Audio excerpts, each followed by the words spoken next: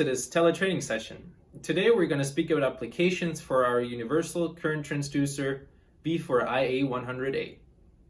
As you might be aware, this current transducer comes with 6 analog outputs and is able to transduce or translate up to 100 amps AC and DC, both of it. Now let's look at one application example for the DC current range. The DC current transducer range is commonly utilized for backup power or battery storage systems.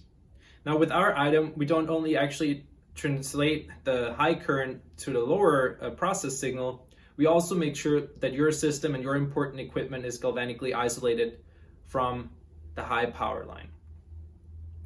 Another example would be our motor monitoring feature. In this case, we make sure that all the overload conditions of industrial drives in a fabrication plant, for example, are monitored, and in case we're getting close to an overload condition, that means a higher current, which increases exponentially in an overload range, is actually submitted to your controller or your PLC or your SCADA system. Now for this application, we would replace the traditional overload relays.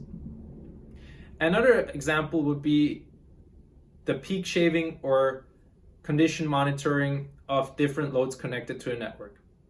If you have a limited energy resource and a limited load resource, you want to make sure that all your loads that are connected to your network actually consume a decent amount of energy, making sure your network is all balanced out.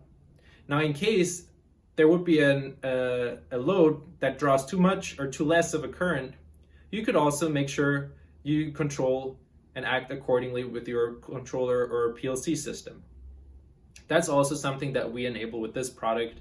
And the good thing is, with the V4IA, you can easily connect to any PLC, any controller, any I/O, since we are very flexible. And also the input range of this transducer allows you to be working with multiple applications.